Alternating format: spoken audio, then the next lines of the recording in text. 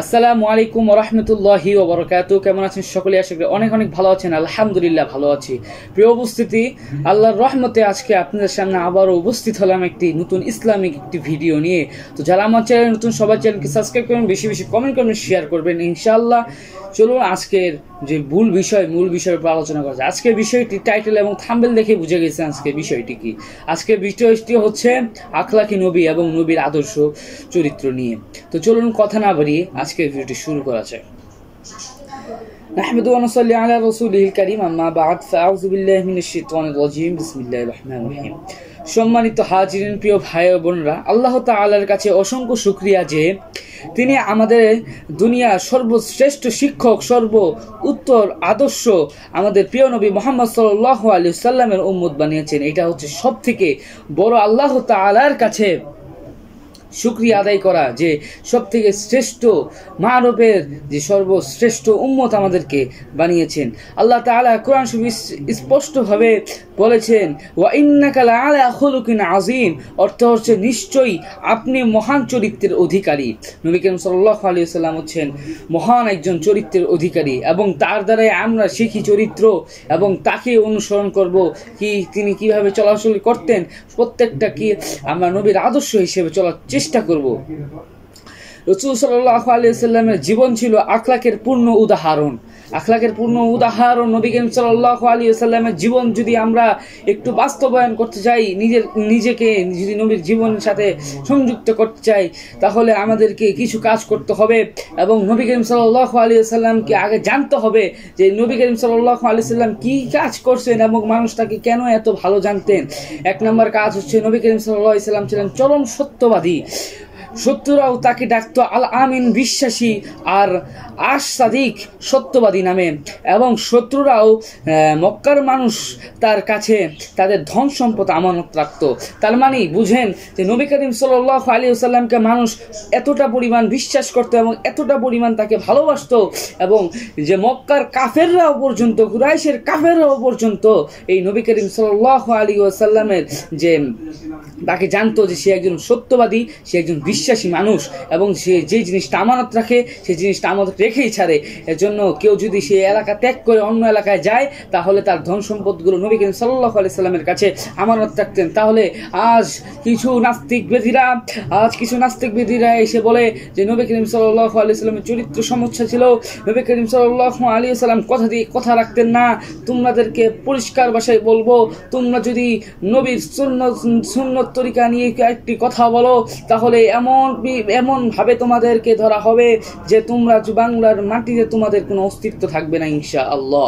প্রিয় উপস্থিতি, 2 নাম্বারটি হচ্ছে ক্ষমাশীলতা। নবী করিম সাল্লাল্লাহু আলাইহি ওয়াসাল্লাম মানুষকে ক্ষমা করতেন। ক্ষমাশীলতা, ক্ষমা করা, এটা আল্লাহ তাআলার কাছে সবচেয়ে বেশি পছন্দনীয়। কারণ নবী করিম সাল্লাল্লাহু আলাইহি ওয়াসাল্লাম তায়েফের মানুষ তখন তাকে পাথর মেরে তাকে রক্তাক্ত করে দিল, তখন ফেরেশতারা পাহাড় চাপা দিয়ে তাদেরকে হত্যা করতে চাইলো, পাহাড় চাপা দিয়ে তাদেরকে শেষ করে দিতে চাইলো। তখন নবী করিম সাল্লাল্লাহু আলাইহি সাল্লাম বললেন, না, আমি চাই এদের বংশধরের মধ্যে থেকে এমন লোক আসুক যারা আল্লাহকে এক মানবে। নবী করিম সাল্লাল্লাহু আলাইহি সাল্লাম এমনটাই চাইছেন। ঠিক আছে, নবী করিম সাল্লাল্লাহু আলাইহি সাল্লাম কোনো এটাকে যান নাই। নবী করিম সাল্লাল্লাহু আলাইহি সাল্লাম মানুষকে বুঝাইছেন এবং মানুষকে যত মানুষ তাকে কষ্ট দিচ্ছেন, কিন্তু নবী করিম সাল্লাল্লাহু আলাইহি সাল্লাম প্রত্যেকটা কষ্টের পরেও তাদেরকে ক্ষমা করে দিয়েছেন। এটাই হচ্ছে ক্ষমাশীলতা।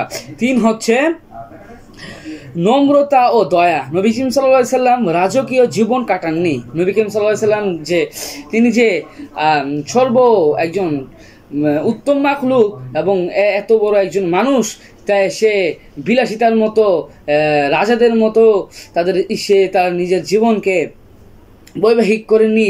তার যে জীবন ছিল সাধারণ মানুষের মতো দেখতেন।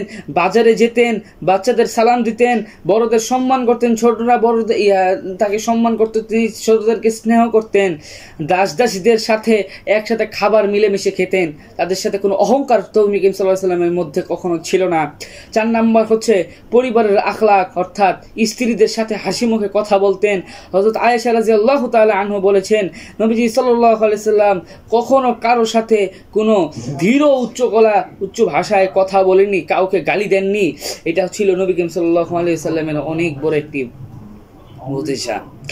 তো এখন আমরা নবী করিম সাল্লাল্লাহু আলাইহি ওয়াসাল্লামের যে পারিবারিক আখলাকটা আমরা জানতে পারলাম, এর দ্বারা আমরা এতটুকু বুঝতে পারি যে আমরা ঘরে যে বেবি বাচ্চাদের সাথে ভালো ব্যবহার করব, খারাপ ব্যবহার করব না। 5 নাম্বার হচ্ছে মানুষের প্রতি ভালোবাসা। তিনি বলেছেন দুনিয়ার প্রতি রহমত করো, দুনিয়ার প্রতি রহমত করো, আসমানের মালিক তোমাদের প্রতি রহমত করবেন। দুনিয়ার প্রতি তুমি রহমত করো, দেখবে আসমানের মালিক আল্লাহ তাআলা তোমার উপর রহমত করবেন। প্রিয় ভাই ও বোনরা, আজ আমাদের সমাজে অনেক ইবাদত আছে, নামাজ আছে, রোজা আছে, কিন্তু সুন্দর আখলাকের ঘাটতিও আছে।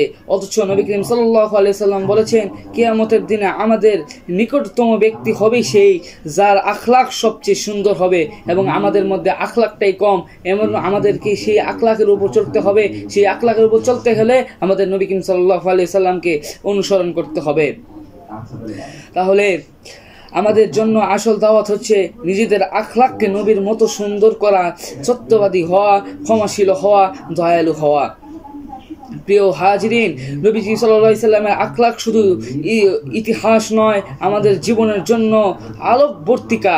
তাই আসুন আমরা সবাই নবী করিম সাল্লাল্লাহু আলাইহি সাল্লামের আখলাককে অনুসরণ করার চেষ্টা করি। আল্লাহ তাআলা আমাদের সবাইকে নবীজি সাল্লাল্লাহু আলাইহি সাল্লামের চরিত্র ধারণ করার তৌফিক দান করুক। ওয়া আখিরু দাওয়ানা আলহামদুলিল্লাহি রাব্বিল আলামিন।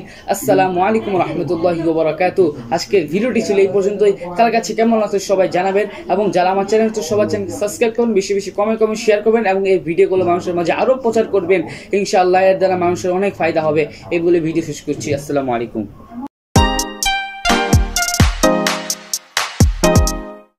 Subscribe to my channel.